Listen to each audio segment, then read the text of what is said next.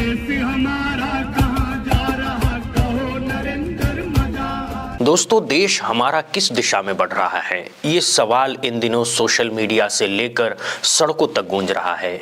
देश हमारा कहाँ जा रहा है, कहो नरेंद्र मजा आ रहा है जैसी पंक्तियां अब सिर्फ शब्द नहीं रहीं, बल्कि एक भावना, एक बेचैनी और एक सवाल बन चुकी है। यही वजह है कि ये पंक्तियां सोशल मीडिया पर तेजी से वायरल हो रही हैं और हर विचारधारा के मंच पर चर्चा का विषय बनी हुई हैं।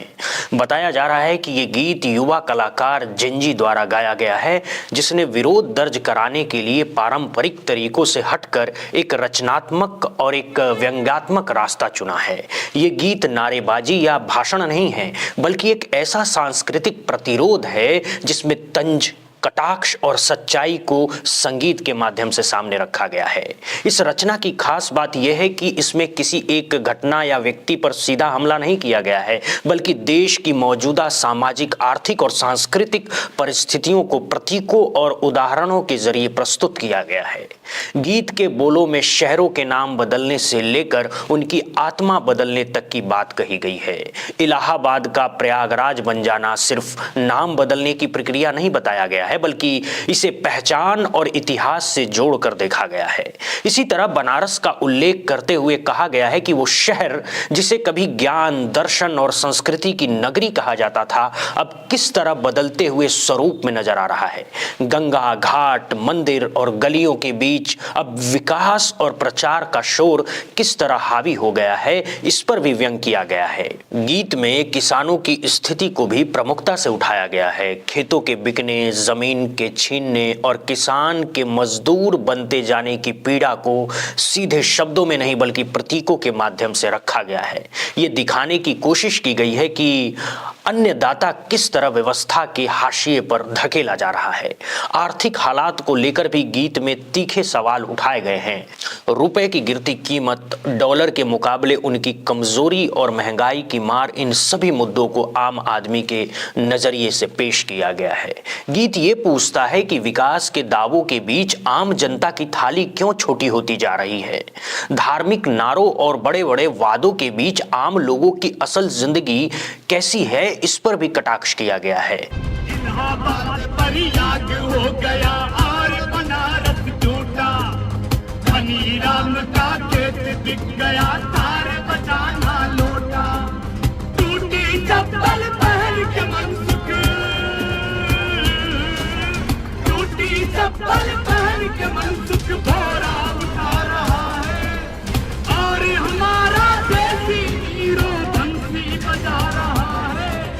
देश हमारा कहाँ जा रहा, कहो नरेंद्र मजा। मंदिर, मस्जिद, नारे और जुलूसों के बीच रोजगार, शिक्षा और स्वास्थ्य जैसे मुद्दे कहाँ खड़े हैं, ये सवाल गीत के हर अंतरों में झलकता है। सोशल मीडिया पर किए जा रहे दावों के अनुसार ये प्रस्तुति प्रधानमंत्री नरेंद्र मोदी के संसदीय क्षेत्र वाराणसी में आयोजित एक पुस्तक मेले के दौरान सामने आई। इस मेले में बड़ी संख्या में छात्र, युवा, लेखक और स्थानीय लोग मौजूद थे। सर पर पाँव जमाए, मुंह पर पड़ा रुपया,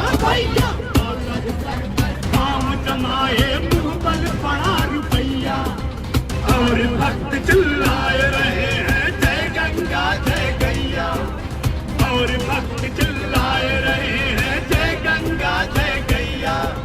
जो गंगा के लिए लड़ाओ, जो गंगा के लिए लड़ाओ, जीवन गंवा रहा है, और इधर मनमौजी मन की बातें सुना रहा है। वीडियो में साफ देखा जा सकता है कि वहां किताबों के स्टॉल, वैचारिक पोस्टर और सांस्कृतिक बैनर लगे हुए थे। भीड़ का स्वरूप ये संकेत देता है कि ये कोई प्रायोजित या मंचित कार्यक्रम नहीं था, बल्कि एक स्वतः स्फूर्त अभिव्यक्ति थी। लोग रुककर सुनते हैं, कुछ मोबाइल से रिकॉर्ड करते हैं तो कुछ चुपचाप अर्थ समझने की कोशिश करते दिखाई देते हैं। यह दृश्य बताता है कि गीत ने लोगों को सोचने पर मजबूर किया है। विशेषज्ञों का मानना है कि ये गीत उस युवा पीढ़ी की आवाज है जो सोशल मीडिया पर सिर्फ ट्रेंड नहीं बनाना चाहती, बल्कि सवाल पूछना चाहती है। ये पीढ़ी राजनीतिक भाषणों से ज्यादा सांस्कृतिक प्रतीकों और रचनात्मक अभिव्यक्तियों के जरिए अपनी बात रखना पसंद कर रही है। ये भी दिलचस्प है कि इस गीत में किसी पार्टी या संगठन का नाम लेकर हमला नहीं किया गया है। इसके बावजूद लोग इसे सत्ता के सवाल पूछने वाली रचना के रूप में देख रहे हैं। शायद यही वजह है कि ये गीत अलग अलग विचारधाराओं के बीच बहस का कारण बन गया है। कुछ लोग इसे साहसिक अभिव्यक्ति बता रहे हैं तो कुछ इसे व्यवस्था के खिलाफ भड़काने वाला प्रयास कह रहे हैं, लेकिन इतना तय है कि ये रचना लोगों को उदासीन नहीं छोड़ती। ये या तो सहमति पैदा करती है या असहमति, लेकिन चुप्पी नहीं। सांस्कृतिक इतिहास पर नजर डाले तो भारत में गीत, कविता और नाटक हमेशा से विरोध और प्रश्न करने का माध्यम रहे हैं। चाहे वो कबीर हो, दुष्यंत कुमार हो या जनगीतों की परंपरा, हर दौर में कलाकारों ने सत्ता से सवाल पूछे हैं। जिंजी का ये गीत भी उसी परंपरा की आधुनिक कड़ी माना जा रहा है। सोशल मीडिया प्लेटफॉर्म पर इस वीडियो को लाखों बार देखा और साझा किया जा चुका है। कमेंट सेक्शन में लोग अपने अपने अनुभव और गुस्से को व्यक्त कर रहे हैं। कोई बेरोजगारी की बात कर रहा है तो कोई महंगाई की, तो कोई शिक्षा और भविष्य की चिंता जता रहा है। कुल मिलाकर ये कहा जा सकता है कि ये गीत सिर्फ एक वायरल वीडियो नहीं है, बल्कि मौजूदा समय का दस्तावेज बनता जा रहा है।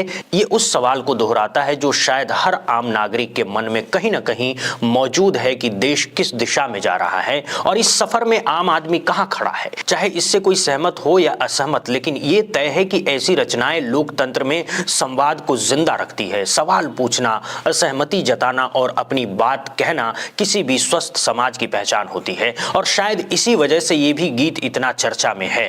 इस बीच इस वायरल वीडियो को लेकर राजनीतिक प्रतिक्रियाएं भी सामने आ गई हैं। छत्तीसगढ़ के पूर्व मुख्यमंत्री और कांग्रेस के वरिष्ठ नेता भूपेश बघेल ने भी इस वीडियो को लेकर सोशल मीडिया अकाउंट पर साझा किया है। उन्होंने पोस्ट करते हुए लिखा है, देश हमारा कहां जा रहा है। साथ ही उन्होंने गाने के बोलों को आशु मिश्र की रचना बताया है। भूपेश बघेल की इस पोस्ट के बाद ये वीडियो और ज्यादा चर्चा में आ गया है और राजनीतिक गलियारों से लेकर सोशल मीडिया तक बहस तेज हो गई है। भूपेश बघेल के पोस्ट साझा करते ही समर्थकों और विरोधियों दोनों की प्रतिक्रियाएं आमने सामने आने लगी है।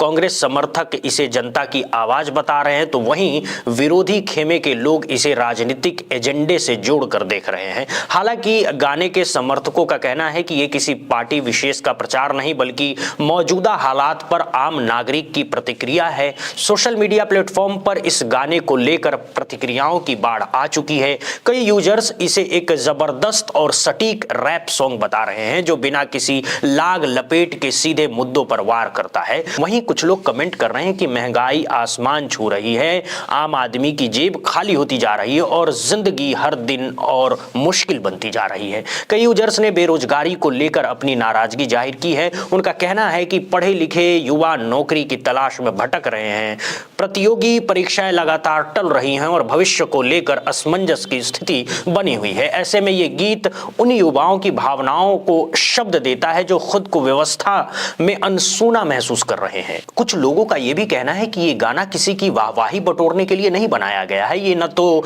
किसी बड़े मंच का हिस्सा है और ना ही किसी कॉरपोरेट प्रोजेक्ट का परिणाम, बल्कि ये बेरोजगार युवाओं, किसानों, मजदूरों और परेशान आम जनता की उस आवाज का प्रतिनिधित्व करता है जिसे अक्सर नजरअंदाज कर दिया जाता है। यूजर्स ये भी लिख रहे हैं कि इस गाने की सबसे बड़ी ताकत इसकी सरल भाषा और ट्रेंडिंग अंदाज है। न तो इसमें भारी भरकम शब्दों का इस्तेमाल किया गया और ना ही जटिल राजनीतिक शब्दावली का। यही वजह है कि ये गाना गांव से लेकर शहर तक, बुजुर्गों से लेकर नई पीढ़ी तक हर वर्ग को समझ में आ रहा है। कई बुजुर्ग यूजर्स ने कमेंट किया कि पहले ऐसी बातें कविताओं और जनसभाओं में कही जाती थी, लेकिन अब युवा पीढ़ी इन रैप और संगीत के जरिए सामने ला रही हैं। वहीं युवा वर्ग का कहना है कि यही उनके समय की भाषा है जिससे वो अपनी बात ज्यादा प्रभावी तरीके से रख सकते हैं। विश्लेषकों का मानना है कि ये गाना सिर्फ एक म्यूजिकल कंटेंट नहीं, बल्कि एक सामाजिक प्रतिक्रिया है। जिस तरीके से नाम बदलने, विकास के दावों, आर्थिक दबाव और सामाजिक असंतोष को जोड़ा गया है, वो इसे मनोरंजन से आगे ले जाता है। इस रचना के जरिए ये भी साफ होता है कि आज का युवा सिर्फ उपभोग नहीं कर रहा है, बल्कि सवाल भी पूछ रहा है। वो ये जानना चाहता है कि विकास किसके लिए हो रहा है, फैसले किसके हित में लिए जा रहे हैं और आम आदमी को उसका हिस्सा कब मिलेगा। यही वजह है कि ये गाना अलग अलग प्लेटफॉर्म पर लगातार शेयर किया जा रहा है। कोई इसे व्हाट्सएप स्टेटस बना रहा है तो कोई इंस्टाग्राम रील में इस्तेमाल कर रहा है। कुछ लोग इसे सुनकर सहमति जताते हैं, कुछ असहमति लेकर प्रतिक्रिया जरूर दे रहे हैं। कुल मिलाकर ये कहा जा सकता है कि ये गाना अब सिर्फ एक वायरल वीडियो नहीं रहा है, ये एक सामाजिक और राजनीतिक संदेश का रूप ले चुका है जो लोगों को सोचने, सवाल करने और बहस करने पर मजबूर कर रहा है। यही किसी भी लोकतांत्रिक समाज की सबसे बड़ी ताकत मानी जाती है।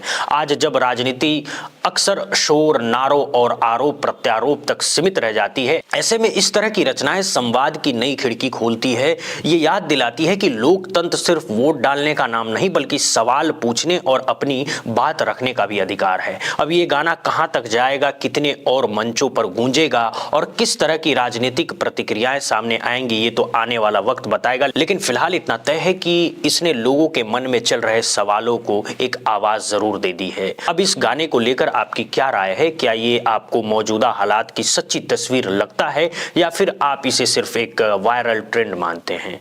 कमेंट में अपनी राय जरूर बताइएगा। फिलहाल इस वीडियो में इतना ही। बहुत बहुत धन्यवाद दोस्तों, बहुत बहुत शुक्रिया।